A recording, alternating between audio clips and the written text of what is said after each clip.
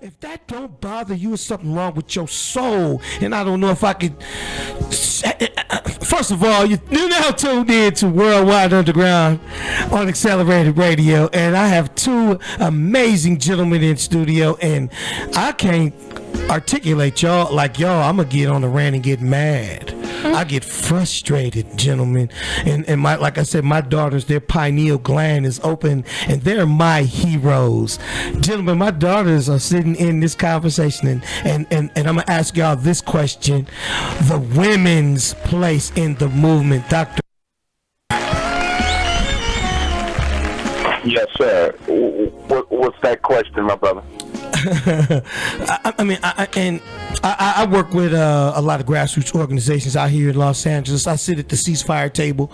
As a matter of fact, those are some of the people that I invited and told at the last meeting that they should be at the church. And hopefully you'll shake some of those brothers and sisters' hands.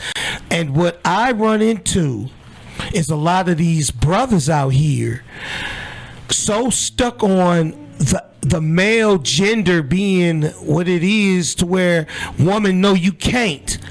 And these sisters get denied. You're talking about poor Hillary hitting the ceiling. I see sisters out here on the front lines, brother, not getting the respect they deserve sometimes.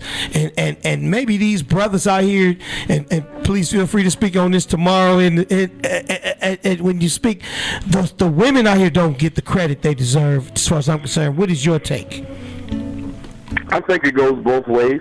I think that one of the additional strain that we have to be concerned about with the black male-female relationship debacle is the fact that the black man is the only black man, is the only man in America who is out-earned and out-educated by his counterpart. The black woman is the only woman in America who earns more and is more educated than her man.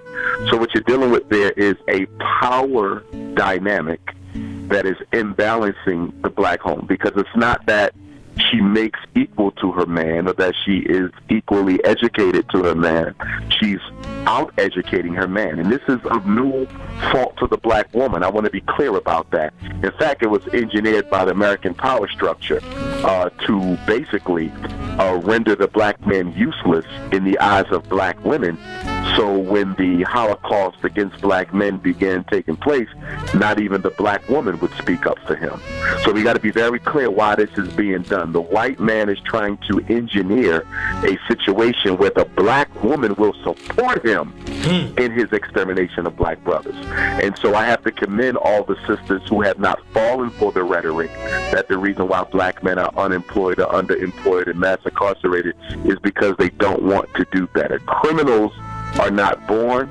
Criminals are made. Any one of us will become a criminal tomorrow if our ability to earn a decent income to take care of our children was suddenly taken away from us. You go back in American history 75 to 100 years ago, and you'll find that the criminals were not black predominantly. The gangs were ran by Irish gangsters, Italian gangsters, Jewish gangsters. They were the ones who peddled the booze. They were the ones who broke the law, ran the gangs, killed each other in the streets, got drunk, ran the rackets. They broke the law not because they wanted to be criminals, but they had no other choice. But beginning in 1940, the United States government upgraded Southern European immigrants to full-fledged white status. They gave the Irish the police departments of America. They gave the Italians the fire departments of America, and they gave the European Jews the civil service downtown jobs that they still dominate to this day. All we did was move into the criminal underworld that was formerly occupied by white folks. So this whole notion that crime is a personality deficiency, I totally disagree with that. Half the black men in America have been unemployed consistently since 1980. Part of that has to do with the deindustrialization of the black community. Keep in mind, up until 1970, you did not even need a high school diploma to earn a decent living, because America was predominantly an industrial country. What do we make now? Our grandparents, now we have a technological situation which is making the need for human labor even less relevant.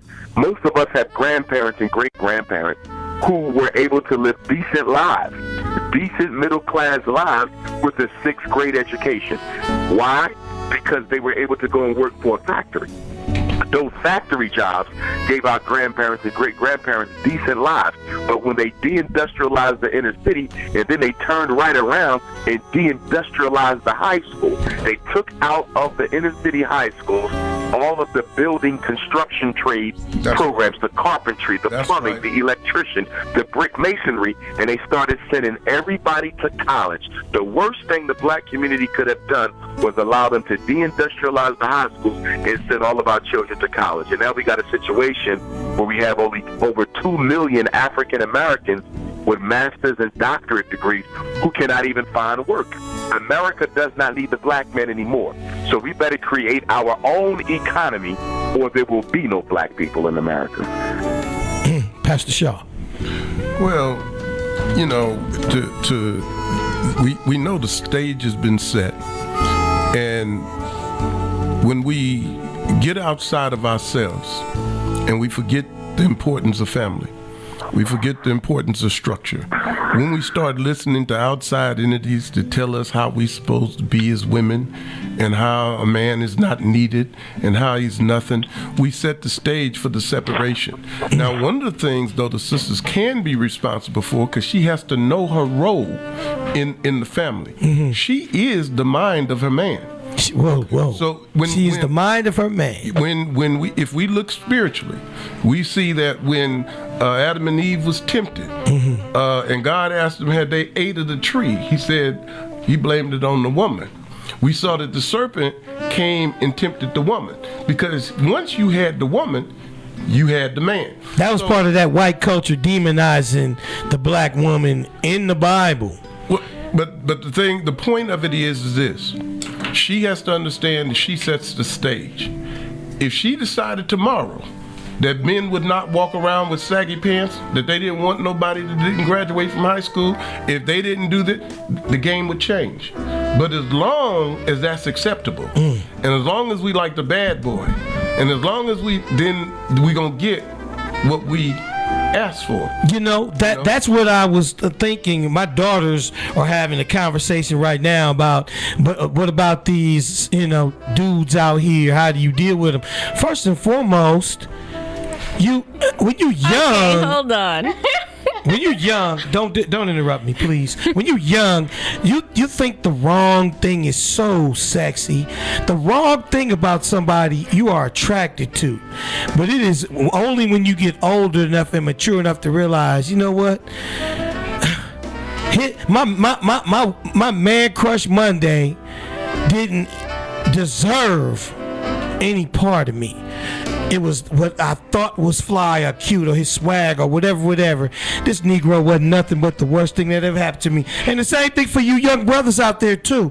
The same thing that you look at her at 20, 19, 20, 21. By the time you 40, 50, 60 years old, you think to yourself, ooh, that's the wrong reason to wanna even put my seed in that woman. And look at my engineer Heidi is smiling. Brother, your mindset changes as you get older, and then that's why you need to lean on the wisdom of the elders, because brother, the same thing that turns you on at one age, it ain't gonna turn. Sisters, you think it's cute, you think they want to laugh. Can I talk, please? Please go ahead.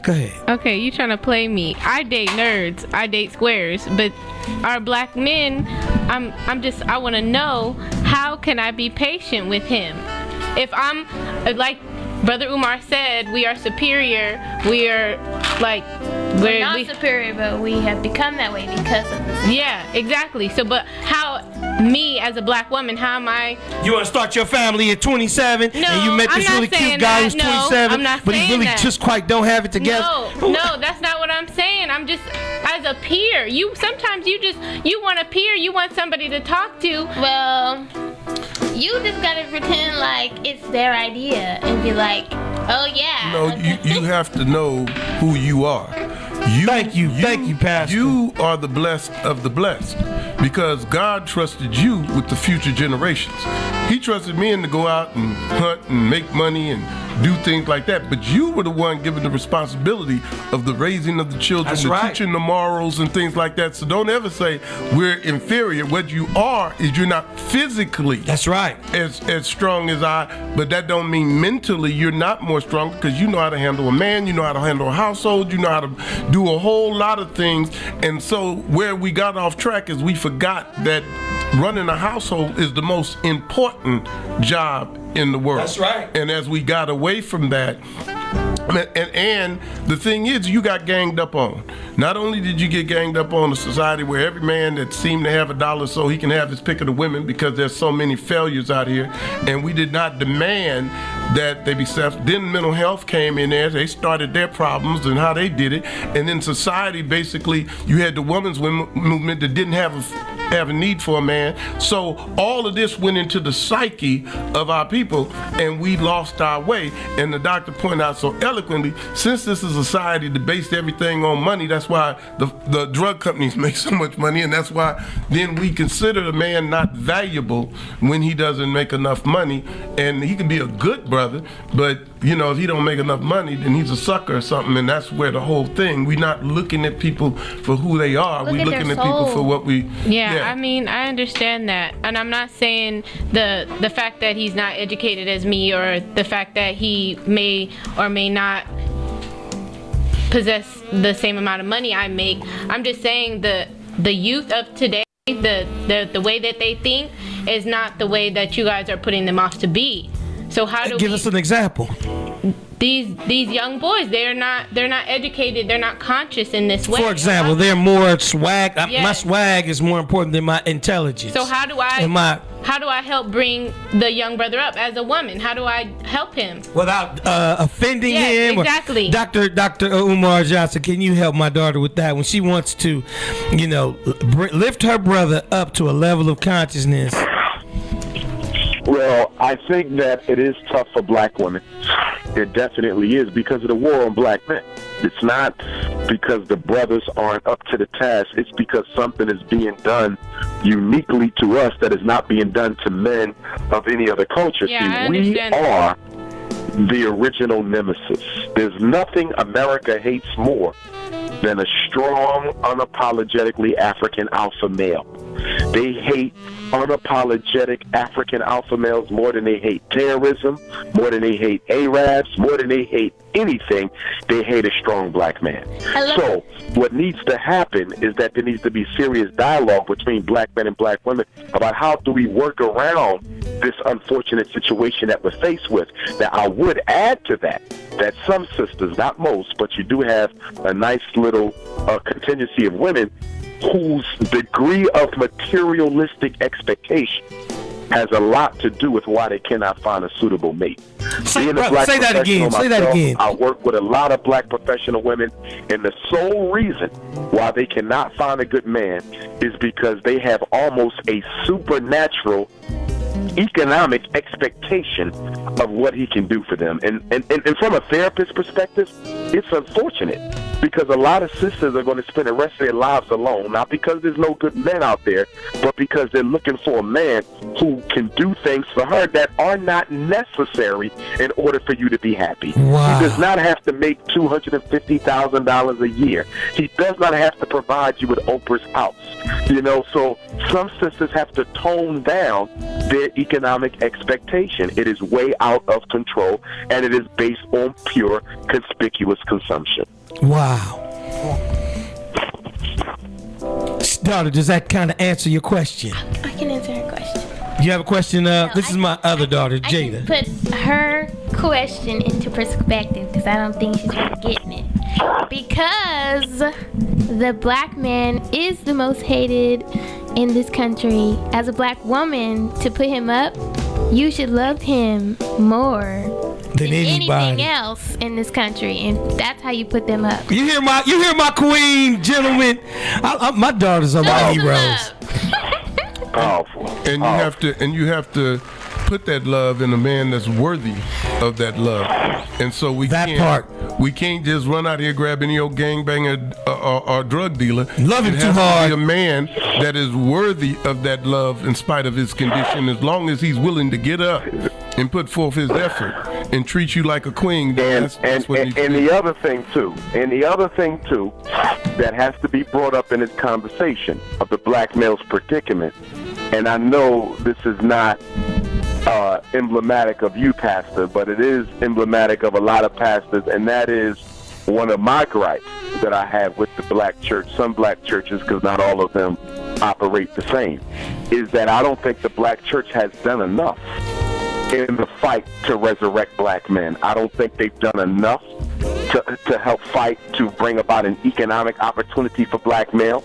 I think one of the reasons why a lot of churches suffer from a lack of black male participation is because when it comes to the black man's ability to provide for his family, I really don't see pastors doing all they can do to put pressure on the political arena and put pressure on other arenas to give our brothers a second chance. And when you look at these mega churches that are clocking millions of dollars a year in donations, talk with about a $10 million mortgage, how do you take so much from the black community financially and then do not give us a return on our investment? So I think the religious leadership has to be held accountable for what it's not doing to provide our women with men who can protect and provide. Well, to answer what you're saying, amen. Amen. That's all I can say. That's all I can say. Amen. You are absolutely right. A lot of times there's a competition, and a lot of men are falling away from the church also because, and they're pulling their women with them because of the fact that, I'm the head of my household. When you get into a woman's head to where her children say, well, I'm gonna tell pastor instead of daddy, now you got an issue. So you're absolutely right. It has to be balanced in everything that we do. Our pastors must not be entertainers. They must be people who inspire and motivate and things like that, and give back to the community. But the issues that are there, they also, because of the attack and the elimination by mental health, they're also not needed anymore either. See, and just like the black man is suffering, so is the church, because if we replace prayer with a pill, then we don't need God. And so they have to understand that they have to take their social position serious, being men of God, and step back in and fight all of these external forces that are causing us to collapse as a community.